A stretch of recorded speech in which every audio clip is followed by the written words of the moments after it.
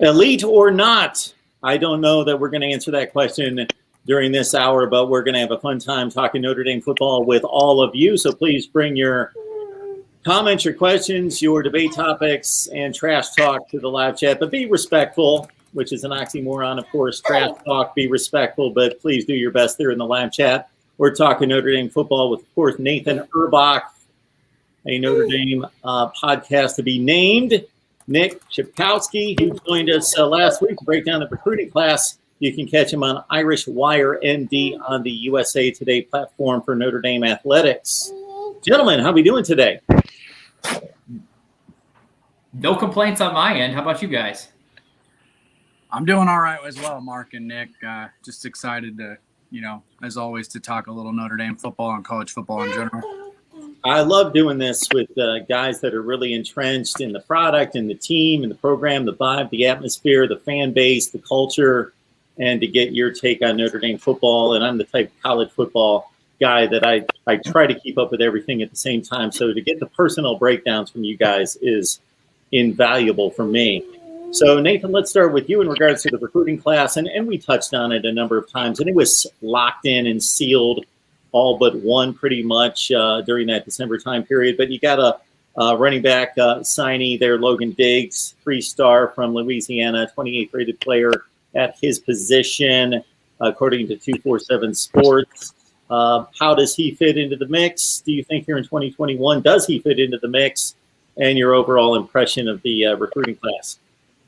Yeah, I mean, I think he does. I think there's definitely a possibility that he can be your third back in 2021. And I think he has the capability of, maybe being more than that if, there's some injuries or something like that happen. Obviously Nick knows this as well, but, Kyron Williams and Chris Tyree coming back probably solidify the top two guys as long as they're healthy. But no, Logan Diggs, I think, is a pretty underrated recruit overall. And he certainly has, the size and, just some of the different characteristics that are needed for a freshman running back to do pretty well at the college level.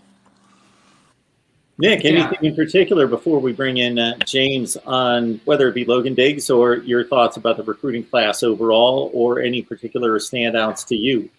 Just the interesting part of it being the unique recruiting year that it was. This looked like it was going to be, Brian Kelly had mentioned over a year ago at the Camping World Bowl, saying that they were going to make every effort, fight for every inch in order to make this a top 5 class.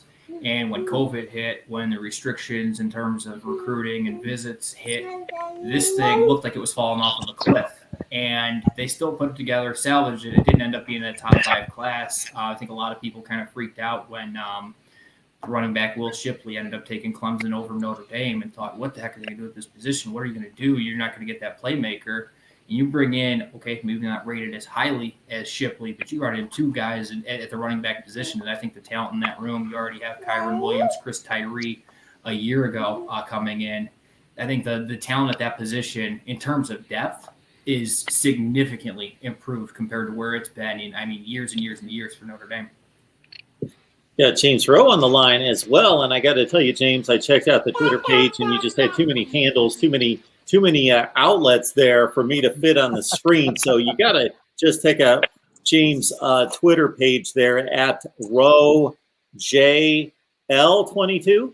Yep, that's it. That's it right there. Just check him out right there. And I appreciate James having me on his podcast a couple of weeks ago to talk about the Fighting Irish.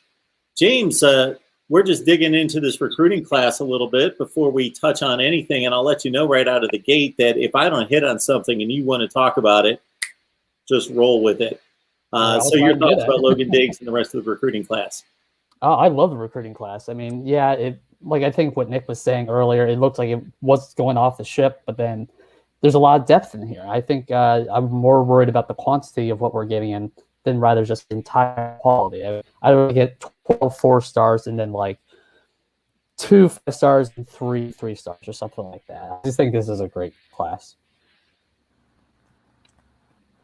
Good stuff. Again, comments, questions, your debate topics, anything you'd like to bring to the table concerning Notre Dame football. And you guys are college football fans in the live chat there, coming from all different fan bases. So you guys typically talk it up and ignore us half the time anyway. So just go right ahead. But as it pertains to Notre Dame football, that's what I'm going to serve up for these three. Do we feel good about the entire class in regards to what this ultimate goal is? And Nathan and I have covered this ground so much in regards to, man, I got to think, and maybe I'll go to Nick and James just because Nathan and I have covered this ground a number of times. Again, just concerning, you're in this middle ground of here are the elite, and then here's everybody else in college football. You're on this second tier, and people, the reasonable fan has to be happy with Brian Kelly. There's no question this is a better football program than it was in 2016, even in 2012 in reaching a BCS championship game. But everybody wants to win the whole thing, of course. And there just seems to be a decided gap that still just persists, Nick. Yeah, I think that it's there's the haves and the have-nots when you look at this, and I mean the list of haves right now is incredibly limited when it comes to college football. You have Alabama and Clemson, then you have a gap, and it's pretty much Ohio State's there, LSU's there. Okay, there's your national champions in Georgia too. Years. In Georgia, yeah, Georgia's knocking on the door. They've gone to a title game and came within an overtime stop of being there. Otherwise, who else is on that list that might be ahead of where Notre Dame is here the last 4 years or so? It's, you look at it, and it's really Oklahoma has a couple of Heisman Trophy winners in that time from college football playoff appearances. Same thing happens when they go to the CFP, though. It's not exactly close games that they're losing to Clemson, that they're losing to Alabama in those. I mean, Notre Dame's knocking on the door, and yes, there's always going to be that thought of, yep, they got to return to the glory days of the Lou Holtz era, Eric Arzudian era of winning a national championship every few years or being at least in the top 2, top 3 every year seemingly. And Brian Kelly has it close to that part of it, but he doesn't have him winning the national title yet. And so until he does, it's going to be frustration and anger for a large part of Notre Dame fans that I think they'll look at it and have that expectation of winning a title. However, there's a few and far between of teams that can realistically go into a year with that expectation right now in college football. And that's more of a college football problem, I think, than an actual Notre Dame problem. Hey, James, as we lead into you on this one, I'm going to say for the rest of the time that we're on here, this is going to be such a better discussion if you guys just pretend I'm not here and talk Notre Dame football, because you guys dig into it, whether it's, what you want to see out of spring practice, what you're looking for, what positional units. There's going to be some tremendous battles for whatever 2021 schedule, whatever you guys want to dig in on. Brian Kelly and some of the comments that he makes that seem to rub people the wrong way or have them raise an eyebrow as to what is he seeing out there. Whatever it is, you guys have at it. And I'm just going to dive in from time to time if I've got a question to direct at you guys from the live chat. Sounds great. Sounds good to me. Yeah, So Nathan and I James, do this you every take it few from weeks here. anyway. Sorry, what was that? Yeah, just take it from here. Just in regards to, I think the only thing I again. can really think of. Yeah, I think Go honestly ahead. one of the things I'm looking forward to the most is the QB positional battle. So I really think it's going to come down between Cone and probably Drew Pine. Even though I really want to see Buckner, but I really think Buckner is. I think it was talked about before that he probably should be a 5-star recruit, but didn't have enough playing time, especially when there's no high school football in California this year. So I think it'd be interesting to redshirt him, and maybe he'd be the guy who is the next Ian Book or Brady Quinn, whoever you want to say. Yeah, the thing interesting about him is just kind of, I think Notre Dame fans that have seen the name or heard the name, but not seen the film necessarily. Sure, great, completely athletic kid. I think that they're going to take a little bit of an adjustment period with the throwing motion that he has. Just kind of compared to what you're used to with not that he's a typical drop back passer. He's got more athleticism, can be a dual threat, but he kind of has like that, almost like Phillip Rivers, kind of short arm, kind of hitching the giddy up, for lack of a better term, of what it has. I'm interested to see it too. I think that it's pretty, I don't want to say safe. Anything can obviously happen. Injuries happen. College football in this COVID world we live in. Everything seemingly has been happening here for the last year or so.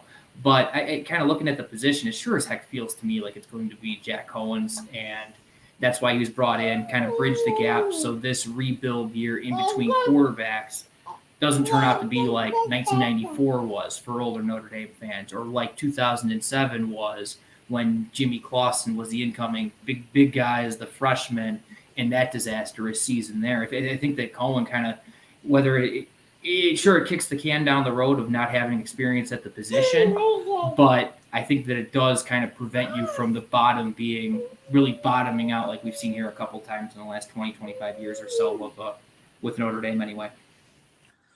Hitting on Buckner a little bit here, and I know James kind of mentioned this, after his junior season where he broke pretty much every California and maybe even some high school records there was at the quarterback position. I think he had like 81 total touchdowns.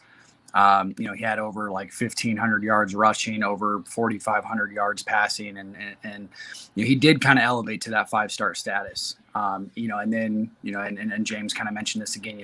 California didn't have high school football this year, struggled a little bit at some of the camps he went to, in the summer and spring, and stuff like that, and that kind of dropped him into like that. Maybe like I think he finished, at least on the composite rating, at 24/7 Sports around 90 or so.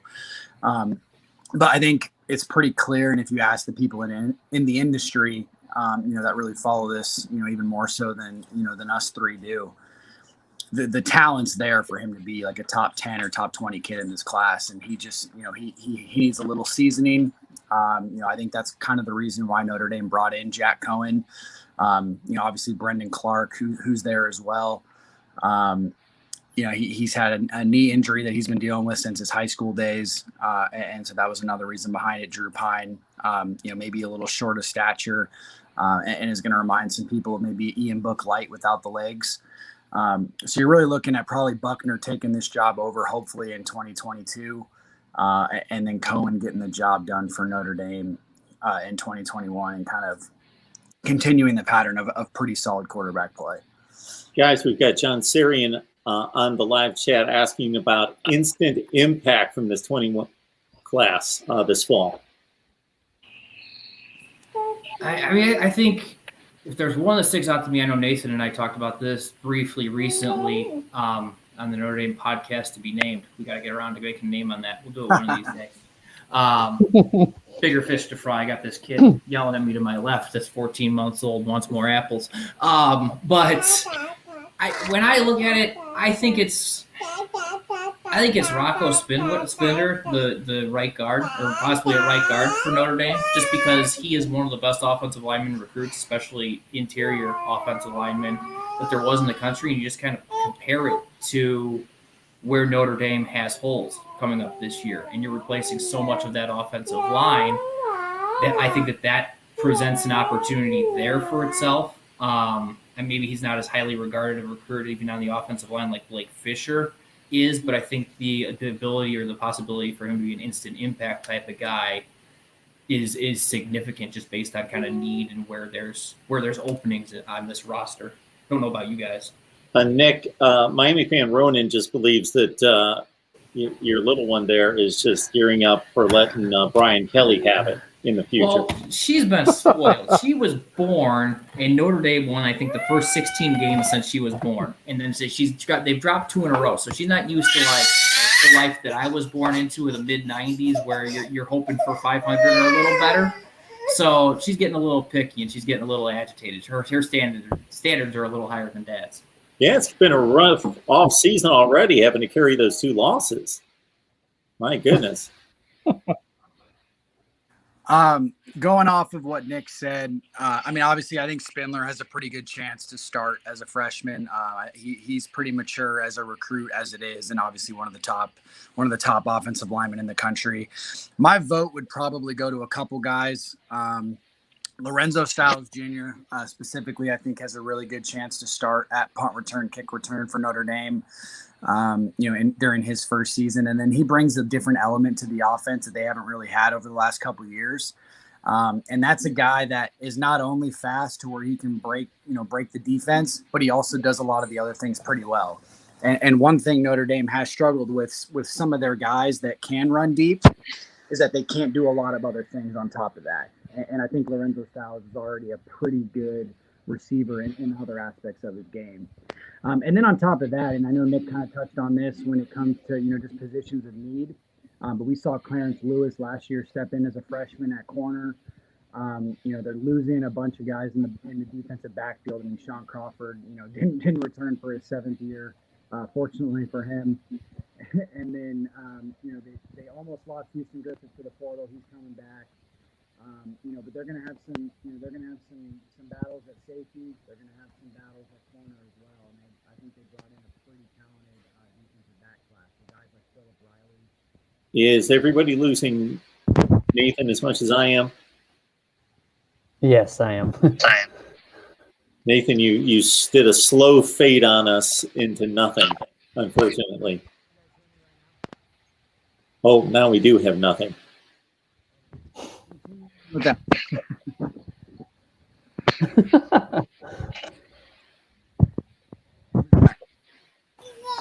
Yeah, Nathan disappeared there. I know he was talking about Philip Riley Jr. a little bit on that part. I'm trying to think who else on this class that I know Nathan and I spoke a little bit about recently. Just kind of Prince Colley, underrated recruit in terms of.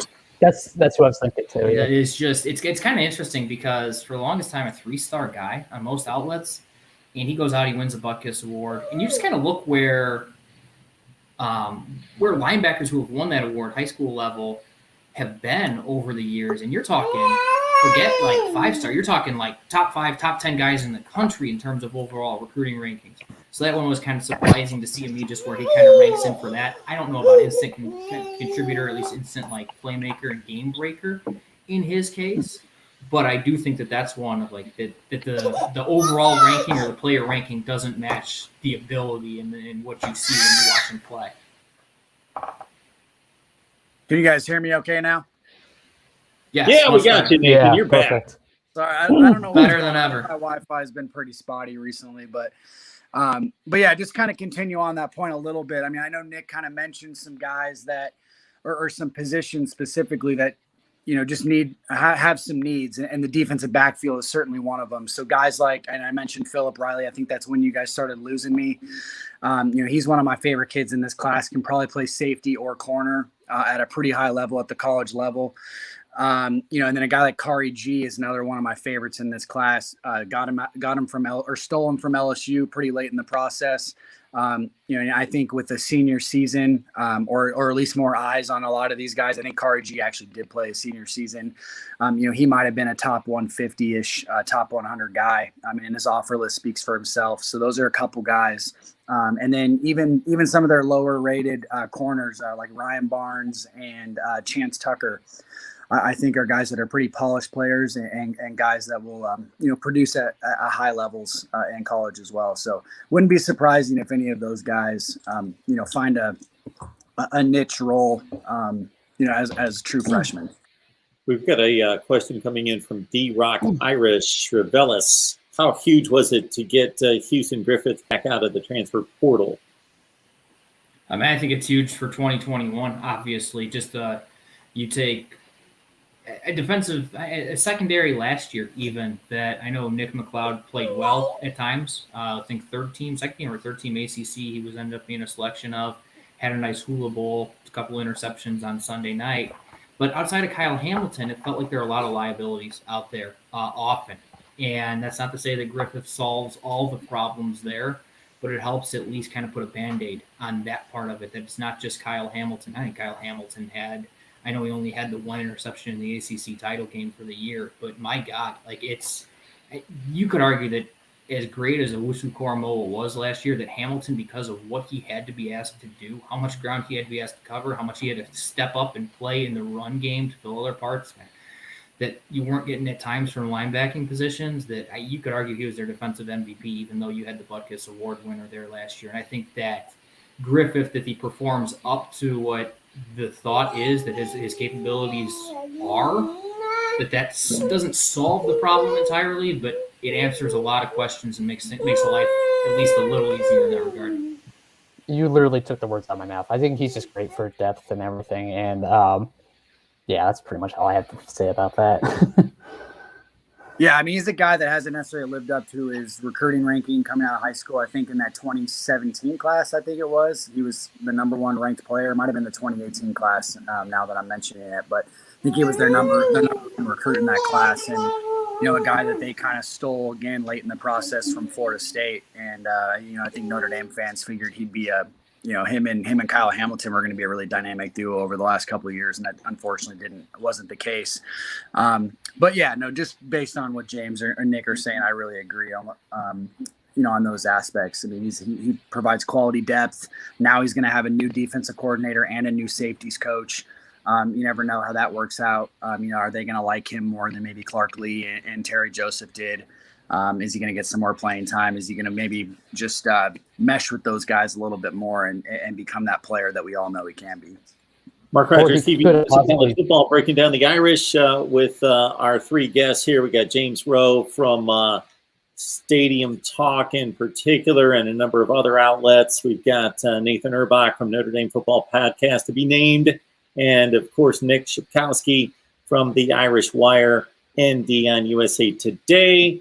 We're going to take this conversation to its natural end, and then we're going to come right back and talk Big Ten football with the schedule release, re-release just coming out a couple hours ago. So we'll be back here live after this conversation to talk Big Ten scheduling. Want to remind everyone that the Super Chat's available to you, also Venmo, Cash App, and PayPal to support the channel and these specific shows and everything that we do here at Mark Rogers TV, the voice of college football. Lenny down there in the live chat is asking about probation, and Nick outlined this for us in a video a couple weeks ago in regards to the severity of the probation and so forth, but a lot of college football fans, not necessarily Notre Dame fans, maybe need some clarity on where we stand there. Yeah, it's dumb is what it is. To answer your question there, Lenny. Yes, to answer your question, they are going on probation. I guess it's the equivalent of getting a slap on the wrist. There's some rules that have been put in place for their recruiting for the next year of not allowing as many unofficial visits. The wording of it's interesting. Not allowing as many hours of unofficial visits. And yes, they are on probation for a year, all because of Coach Todd Light, the former Rams star defensive back. All because he happened to go to a school a little bit early, something that Texas A&M coaches did, Florida coaches did while recruiting this player, other coaches did while recruiting this player. And so Notre Dame gets a slap on the wrist because ultimately, in another case, Brian Kelly took a picture with his teammate. So, punish Notre Dame and make those the big cases instead of, North Carolina players not going to class and whatever else it might be. Make a molehill out of this. Or make a mountain out of this molehill. We got two legacy players in this 21 class, correct? One Notre Dame, one Ohio State in regards to some pretty good collegiate talent. Ron Paulus, of course, and it still comes up 27-ish years later about he would have won 2 or 3 Heismans. I don't think he's ever going to live that down, even though he had no responsibility for that comment. And then Lorenzo Styles, who moved on to play for the Atlanta Falcons and was a fine linebacker at Ohio State. Their kids now lining up for the Irish. Yeah, and we also have Joe Alt, whose dad was an NFL All-Pro at offensive tackle, and a kid that had pretty much the offers that you want at the offensive line position with Wisconsin and Iowa lining up to get him as well. So, he's definitely another kid that I would throw in there for a pretty good legacy recruit. Yeah, it's always fun. I mean, I guess that's the checks that you get of how old are you feeling today? Oh, Ron Paulus' son is accepting a scholarship to Notre Dame. Oh my goodness, I remember when Ron Paulus and Cook was gushing over him and making the 2 or 3 Heismans and multiple national championship guarantees that he'll never live down. And like you said, Mark, no fault of his own, but my God, it's talk about putting the pressure of a world on a kid, an 18-year-old to come save the day. And it is an interesting kind of like what if in college football history, though. Like, what if Ron Paulus in 1993 doesn't break his collarbone in practice and he's the starting quarterback instead of Kevin McDougal? Is that team the one that knocks off Florida State and ultimately gets beat by Boston College? Or do they win the early games? We'll never know. Just a great kind of butterfly effect type of thing to go down there. It's Tommy Frazier I instead don't of know Notre about Dame you. if Ron Powlus doesn't go there. Who knows? Not to get you I don't know guys about you fired up about things that happened 28 years ago, but I have no dog in the fight, and I say that Notre Dame's the 1993 national champion. 11 and 1, 11 and 1.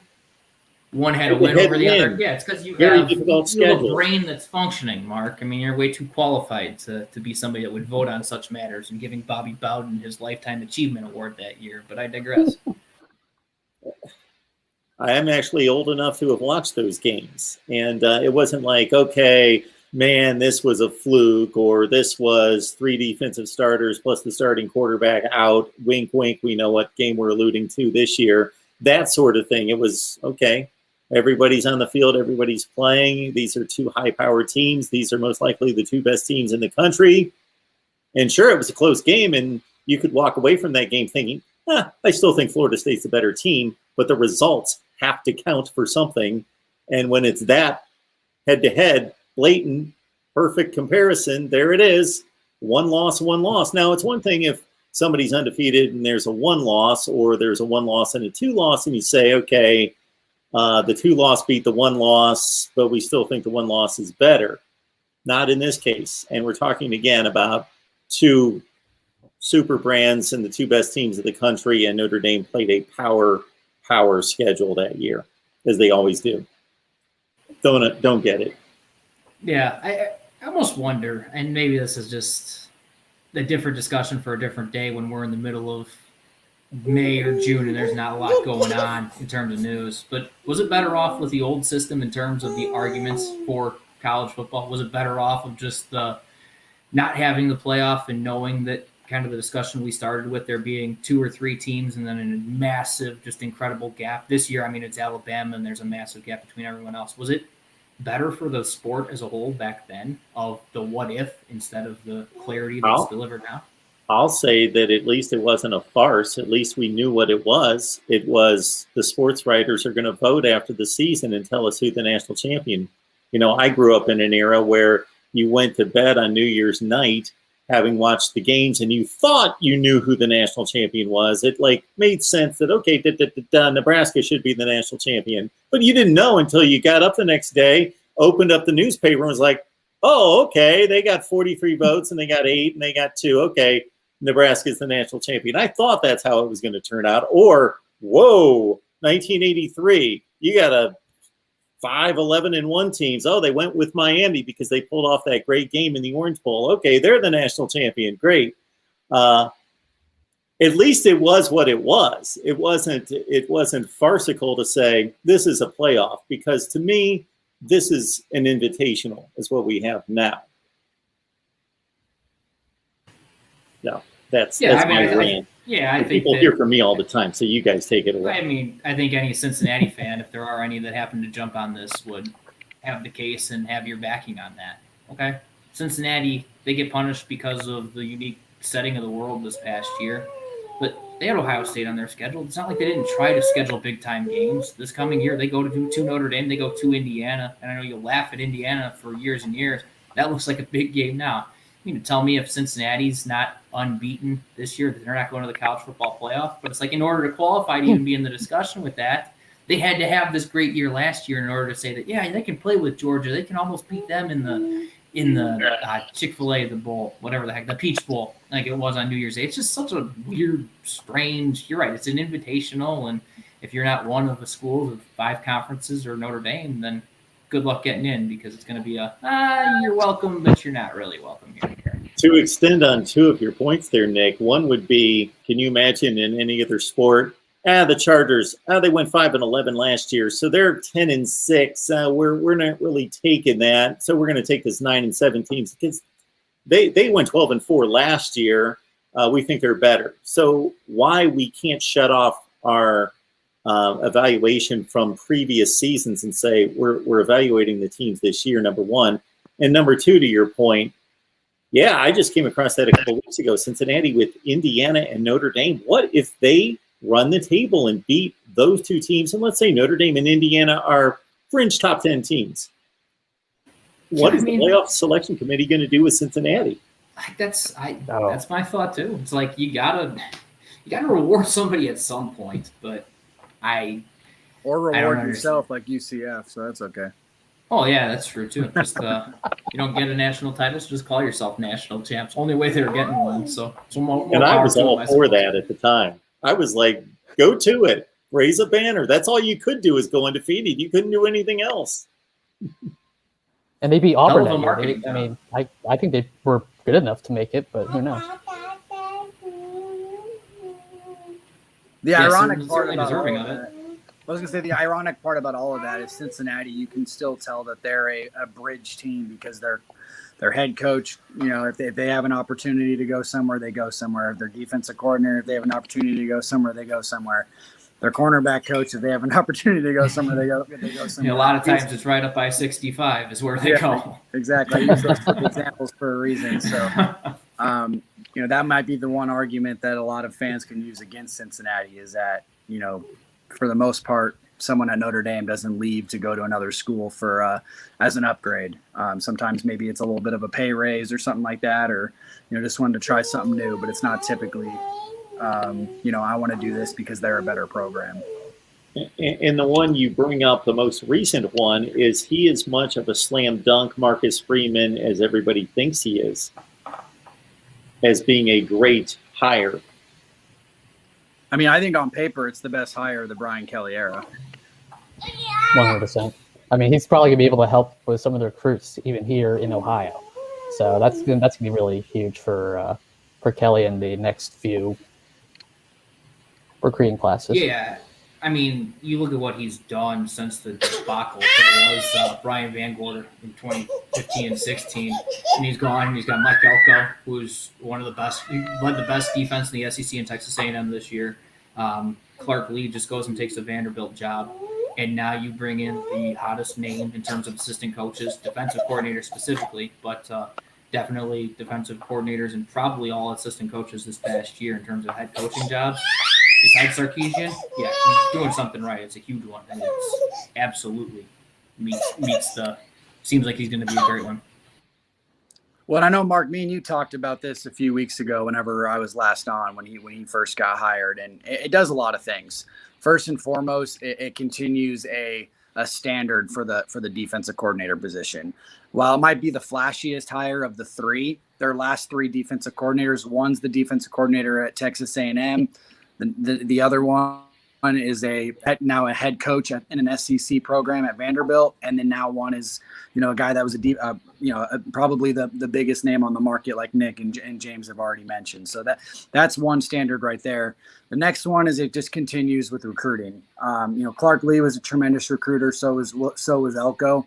I think Freeman, at least from a youth and drive standpoint, he might be better than both. And I know Nick was kind of touching on this, but I mean, I think he's offered probably 20 or so kids already since he's gotten the job.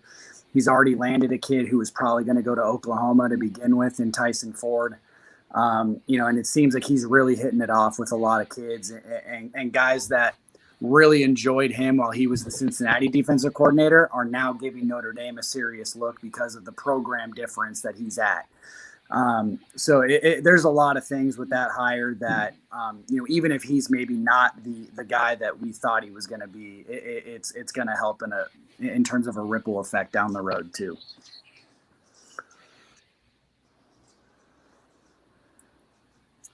I have yet to look at the 2021 schedule. I was going to pull it up here. Anything out of the ordinary? I think it's a pretty standard Notre Dame non-conference schedule.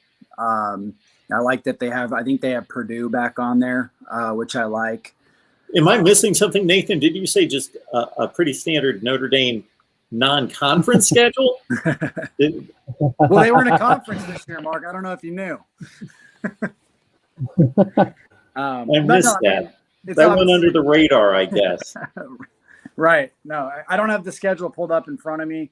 I know that they're going to play Wisconsin like they were supposed to play this year. I think it's going to be played in Soldier Field, and they'll make up the Lambeau one maybe on a later date. Obviously USC, Stanford, Navy are on the schedule. I believe they have Purdue back on, if I'm not mistaken. You're correct. Yeah, you're correct. And I love that from a traditional rival standpoint. I've mentioned several times that I'm upset that they don't play Michigan State and Purdue specifically on a yearly basis anymore. I know they play Cincinnati, so that will obviously be pretty interesting with with Marcus Freeman coming over, and I think Cincinnati's going to be a pretty good team next year. They always play a tough schedule, and I think most people realize that. I forget if they have an SEC team on the schedule next year or not, but they usually have an SEC, a couple Big Tens. Obviously Stanford and USC, and I think USC will be pretty good. So, I think it's a pretty standard Notre Dame schedule overall. Yeah, I think that I don't know about you guys, but the Shamrock series, it's like, wouldn't it have been cooler? I mean, obviously the Wisconsin game last year didn't end up happening, but wouldn't it have been cooler to play Wisconsin at Camp Randall and then Wisconsin to go to Notre Dame Stadium? Like, college football is best played in college football venues. Am I crazy in thinking that way? Like, that's the one little tweak I would like to make to that, of just the pride, the pageantry, everything that makes Saturdays great happens on college campuses. And okay, when you get to the college football playoff, the NFL stadiums are cooler. When you go to big bowl games, NFL stadiums are cool. But nothing beats a Saturday in the fall on whatever your favorite team's campus might be. You can't argue with that. Yeah, I think it's a cool change of pace every now and then, but and obviously Lambeau specifically, with all the, history they have there, it's kind of like almost playing at Notre Dame Stadium to an extent if you're a visitor. So, I was actually planning on going to that game this year just with a couple friends of mine that were Packer fans and Wisconsin fans. So, from that standpoint, it would have been pretty awesome. But other than that, no, I agree. I mean, nothing beats going to, like I said, Notre Dame Stadium, or playing in the Coliseum, or playing in the Rose Bowl, and being a visiting team that doesn't get to, experience that as often as, obviously we do. We're probably attending Notre Dame games on a more regular basis than other people do. But I know one of my biggest traditions with my dad is to go to the Coliseum when Notre Dame plays, USC every year, and I love it. So. No, I think I agree overall on that aspect of it. I will never knock Notre Dame for its schedule. Some people took some shots in 2018 because the schedule, as it played out, was not an extremely difficult schedule, but it was scheduled to be difficult. Virginia Tech was down. USC was down. Florida State was down. Stanford was down. But, man, Notre Dame loads it up every year, and this is no different. Looking at the schedule, it's an extremely difficult schedule. Toledo would be the weak link. But, hey, if you look at every Power 5 conference schedule, they have 2 to 4 Toledos on the schedule between the 3 non-conference games or 4 non-conference games in the SEC and the ACC, and some underling in conference that's like a Toledo, i.e. Kansas or Vanderbilt. So it's a loaded schedule again, and Notre Dame should never make any excuses for the scheduling because it's always first rate. I always tell Go ahead, Nate. I always tell people this: if Notre Dame schedule's posted, all you have to do is type in Notre Dame future schedules. One of my favorite things to do is look at their schedule 5 years down the road. And usually, if you look at it from right now and then look 5 years down the road, it probably looks better than what it ends up being, because it's exactly what you said. You're always going to have some down teams here and there. And ironically, they play Ohio State and Clemson at the same year, I think back-to-back seasons. And it'd be funny if one of those teams was down, and then they get, they get crap for a bad schedule. Yeah, there's not a whole lot of people out there willing to play Clemson and Ohio State in the same year. So we got D-Rock Irish back on here, wanting to know what would be a good expected season for Notre Dame from a reasonable standpoint. We'll go clockwise. We'll start with Nick. I think you look at it and just based off of what's being replaced. I think that Ian Book, he gets criticized for what he wasn't. Oh, you're not a great deep ball thrower. You don't stretch the field a ton. I think you're going to see where you miss Ian Book and appreciate him more for what he was than maybe for some of the things that he wasn't next year. So I think that there's concerns at quarterback position, not like overwhelming concerns, but you're not going to be great there. I think offensive line, you're replacing NFL talent all over it. So there's questions there that need filling. Receivers, they were supposed to be a strength going into this year, despite being an unknown. Now it's another year down the road, and it's again an unknown, but there's a lot of optimism there, but a lot of questions at the same time. Can they figure out ways to not get Kyron Williams is physically beat up in the pass blocking and maybe take his workload off a bit? I look at it right now. You tell me they go 10-2, sign me up for that, just because of what you have going into this year. USC should be pretty good. You're playing the schedule that we just kind of talked about there, and just what has to be replaced. And you factor all that in. If they're 10-2 and they're playing in a New Year's Six game, I don't think too many Notre Dame fans are going to be too upset about that. I certainly wouldn't be one of them. Yeah, I'm going to have to agree with you on that one. Also, I think one player that we haven't touched on was Audric Esteem. He might be able to help out with taking the load off Williams.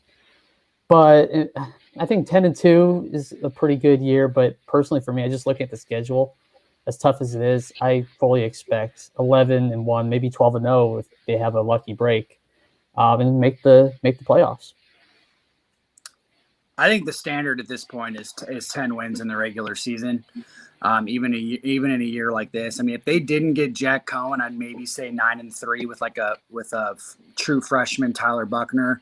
Kind of going through like the bumps and bruises of being a true freshman, possibly. But with Jack Cohen, proven winner at the college level, he might not have the upside of some other guys, but he's proven that he can win, a Big Ten championship or get to the Big Ten championship game. So I don't see why he wouldn't be able to do that with Notre Dame's schedule this year as well, and get them to at least 10-2. So that's the standard. To me, that's like almost like the bar.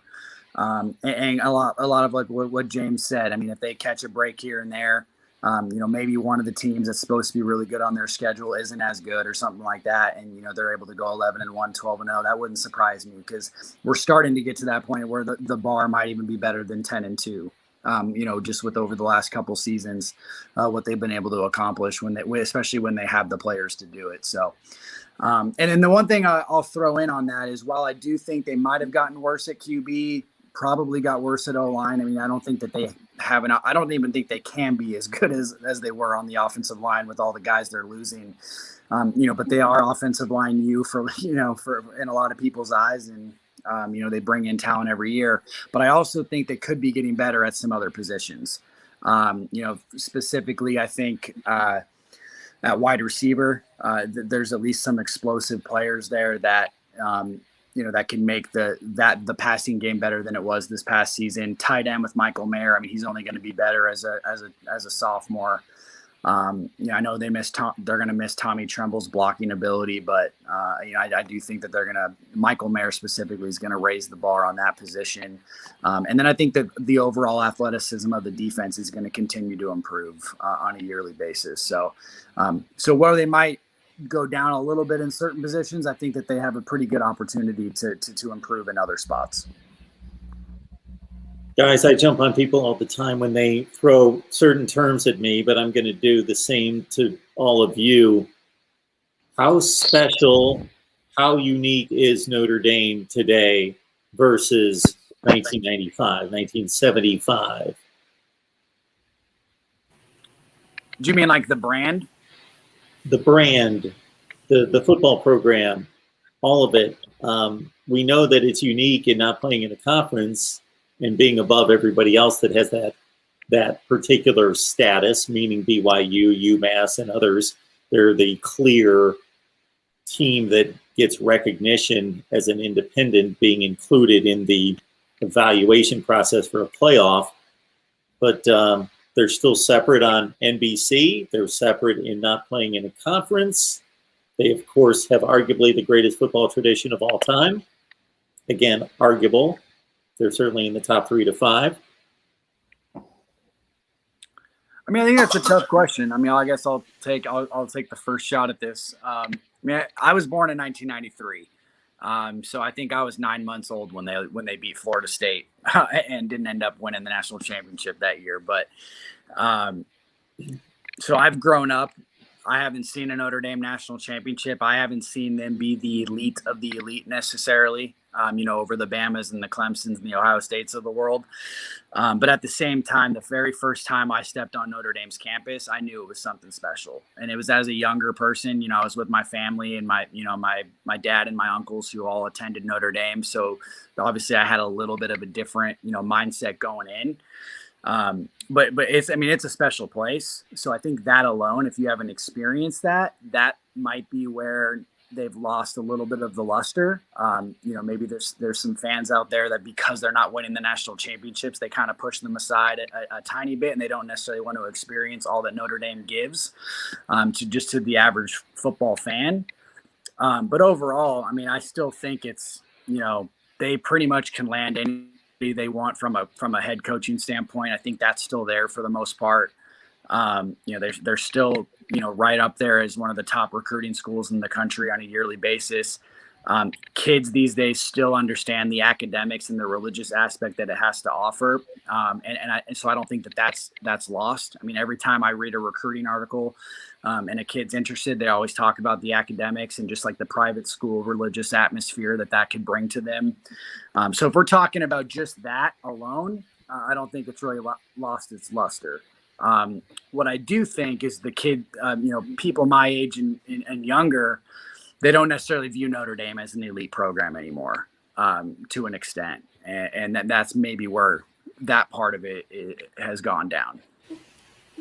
Yeah, I think in terms of being like the elite or the brand, others have caught up. And obviously what happened from probably 94 really until 2012 kind of goes to that. Obviously, you had 05, 06 that were good years. 02 was a surprising good year that was sprinkled in there. But those were the exception to the rule. And it's never going to be back to what it was for kind of like when our dads were growing up, and it was the expectation that Notre Dame was finishing top 3 for the better part of a decade straight and whatnot. But I think that it's also it's not as unique in terms of a, like, you look at it, nope, they're on TV every week. Well, a lot of teams are on TV every week right now. And the NBC deals, the independents, is pretty neat to see. But there's a lot of just different, I don't know if it's necessarily as unique in the football sense as it is unique of just kind of the things that Nathan was talking about there, that if it fits whether it's your upbringing or your culture type of thing, then it's unique on those fronts. And that's where it'll always kind of stay that way. For certain Catholics that are out there, it'll always be Notre Dame football. It's kind of their go-to in terms of rooting for a sports team, the sports interest, and a lot of that's passed down from generation to generation. Yeah, I would have to agree 100% on that one too. But one of the things, like I went to college down in North Carolina, and I very rarely heard people talking about, I want to watch Notre Dame football. It's always, I want to watch the SEC, because I guess the ESPN or CBS networks always was pushing the narrative, you got to watch SEC football, the great Georgia versus Alabama games. And obviously with Nick Saban, pushing his profile a little bit more up with the amount of national championships he's brought, I guess Notre Dame has gotten a little bit lost in some of the aspects in that regard. Nick, we appreciate it. Thanks for stopping by. Thanks, Nick. Yeah, James, if you've got anything else, I don't know if I cut you off there. No, I was finished. I think the other thing, and something to add to this a little bit, what Notre Dame still has over probably 99% of programs is you can be born a Notre Dame fan simply because you're Catholic, for example. And usually, unless you're born in a certain state or you go to college at a certain program, you're not a fan of that program. I know Ohio State, obviously, there's a lot of fans that didn't go to Ohio State, but they were born around that area and they're big time Ohio State fans. With Notre Dame, you can be born anywhere in the entire country. If your family has Catholic ties, or sometimes it's just because you watched them on NBC to an extent as well growing up, and you became a fan of that because they were always on. That's where Notre Dame still has sort of that it factor. the subway fan base, I guess is what they call it. And that's what I am. I mean, I have a lot of ties to Notre Dame from, from, like I said, my uncles, my dad, et cetera. But I didn't personally attend Notre Dame, and I'm still, a huge Notre Dame fan, and I cover the program. So I think there's a lot of people out there that are like myself. And I know, James just mentioned he went to school down in North Carolina. So obviously he wasn't a Notre Dame grad either. So that aspect of it, I think, is still very much different than a lot of other programs. Really good discussion on Notre Dame football, courtesy Nick Shipkowski, who had to leave a little bit early on USA Today. He writes for Irish Wire ND. We got James Rowe. And James, just let people know what you're involved in, what you've got to offer there. Yeah, so I write for a numerous amount of publications. I do some baseball stuff, covering the Cincinnati Reds because I live here in Cincinnati. But I have this other website called Barroom Sports Talk Network, and it's just covering all my favorite sports teams. And obviously, Notre Dame being my favorite college football team, I got to cover them. And Nathan. Yeah, no, I mean, obviously I was formerly with Irish Breakdown as the recruiting analyst over there. Kind of stepped down just to kind of do some other things in my personal life. But me and Nick have a podcast right now. That's the Notre Dame podcast, to be named later. We usually do a weekly pod there, working on a full-time name for us. And I'll probably end up dabbling in some recruiting stuff down the road. Once kind of the world gets back to normal with the pandemic and all that kind of stuff. But right now you can mostly, a lot of my takes are on Twitter.